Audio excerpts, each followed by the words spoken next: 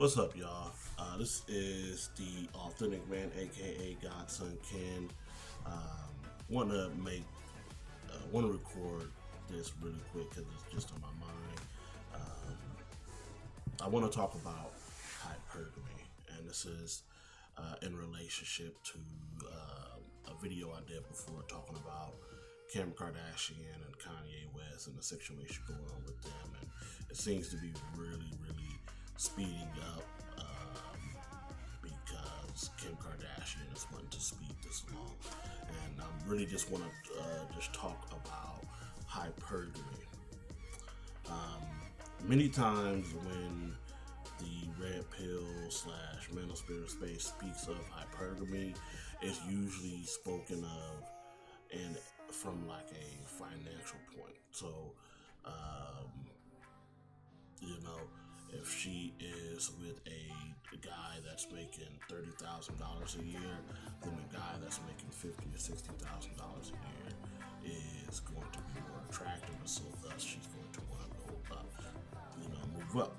We talk about how women are hypergamous creatures, but again, we usually talk about it from a financial standpoint. So if she is making $30,000 or $40,000, then she expects her guy to make $30,000 or $40,000.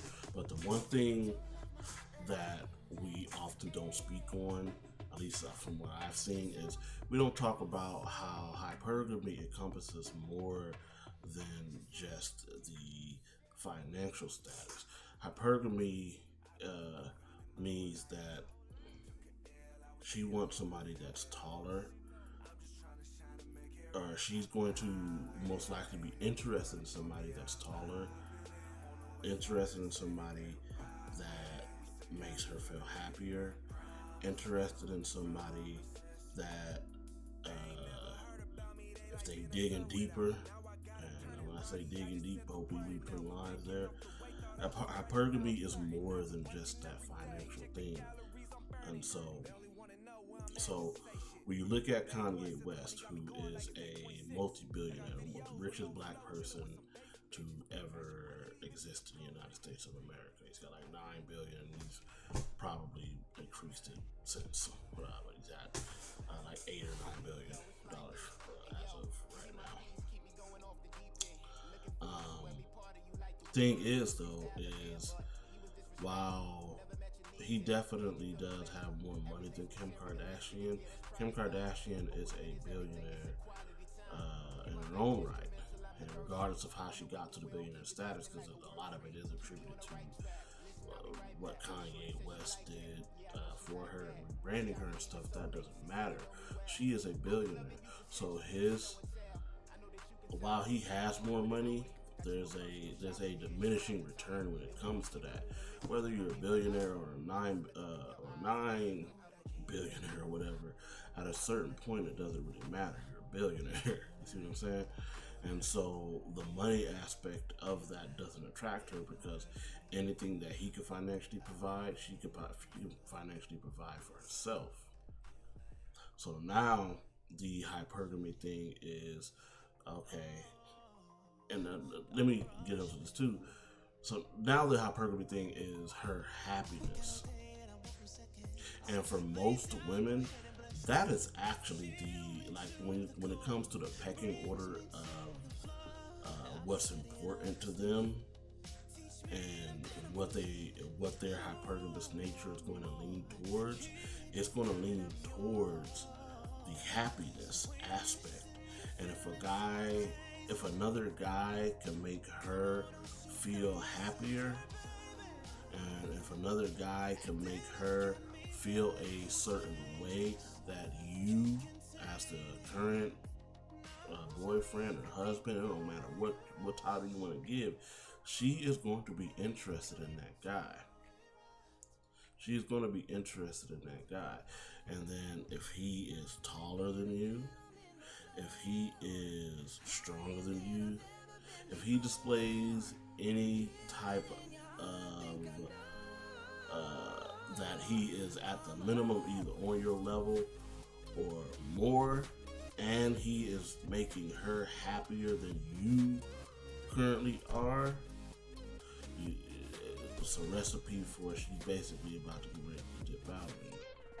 And then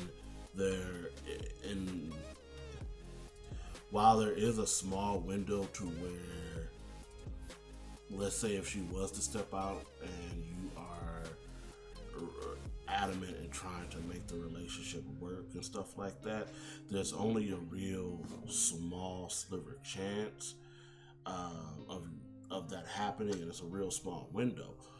But if it gets to the point to where he has kind of undid your imprint on her and rewritten that imprint on her, at that point it's a wrap. And a lot of the times that can happen, that especially if she's stepping out on the marriage, if she's cheating or whatever, a lot of the times that happens then. Because a lot of a woman's sexual satisfaction comes from if she is actually happy within the relationship. I know women will say that there's a physical sensation and everything like that with it, and don't get me wrong, that is definitely there too. But if you are able to tap into her and make her feel a certain type of way without actually engaging in the sex, to the point to where she is all over you, because again, and I said this before, a way that a woman truly expresses her love is through sexual fulfillment, through making that guy feel as great as he can. And if she is absolutely down to do that because he's making her feel a certain way that you no longer do, it's a wrap from there. And this is what's happened with Kanye West. This is what happened with Kanye West. And this is why Kim Kardashian has sped this stuff along. Pete Davidson is making her feel a type of way. Pete Davidson has basically essentially rewritten her imprint. And at this point, that reconciliation is over. This is why she's not going to do any type of counseling, because to her it's pointless. It's pointless because she has moved on, both mentally and physically and soul-linkly, whatever you want to call that. She's moved on. She's been imprinted on by another dude. That, again, Pete Davidson's taller than Kanye West. Pete Davidson's probably got a bigger schlong than Kanye West, digging deep, a little bit deeper than West did. And again, while Pete Davidson doesn't have Kim Kardashian's kids, that don't really matter. And this is something else I want to touch on real quick too. A lot of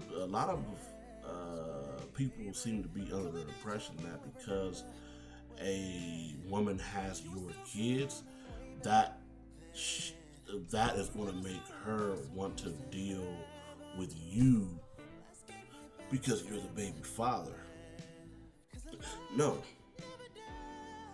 Again, go back to that pecking order thing that I said when it comes to hypergamy. Excuse me. The hypergamous thing for a woman, for most women, their happiness is the most important aspect. Their happiness comes before their kids. It's a messed up thing to say, but this is just the truth. Their happiness comes before their kids. Their happiness comes before their duty as a wife. Their happiness becomes before all of that. That is the number one thing, especially in today's modern era. And again, if another person that's come along, another guy has come along and has essentially rewritten that code, rewritten that imprint, it is a wrap. It is over. And what sucks about that is that, and this is something else that I've spoken on, is that to me, and this is just my opinion and my theory, and maybe you guys can back it up and validate it for me, but when a guy truly falls in love with a woman, he doesn't fall, there's no way for him to truly fall out of love with that woman. And so the only thing that the only thing that he can do is kind of mask the pain in a way until he finds somebody else that he can connect to on that level or more. See, this is what happened with West. West has most likely definitely had sexual experiences and stuff like that with other people than Kim Kardashian inside the marriage and post divorce era or whatever you want to call it, but he just has not vibed with these other women in the same way that he has connected or made up or whatever with Kim Kardashian. And that's the issue right there, was that he truly did. And this is something that I think it probably will come back and bite Kim Kardashian later on, but by that time that happens, I think Kanye will most likely met somebody that can really satisfy that. It's because he truly does love Kim Kardashian, but the love that he has for Kim Kardashian, she don't give a damn. That doesn't trump her happiness and what she wants to do. And again, this is why she's trying to move that ball along. It's because she was kind of delaying it for a little bit. But you can see that this stuff has drastically increased as her attachment to Pete Davidson has skyrocketed. Most likely what it is that she wants to be able to go out and show public affection to Mr. Pete Davidson without having to feel some type of way or having to deal with the tabloids and stuff like that. That's most likely what it is. She doesn't want to no longer have to hide up or cover up the fact that she's messing with Pete Davidson. Because while it's pretty much understood, misspoke there. While it's pretty much understood,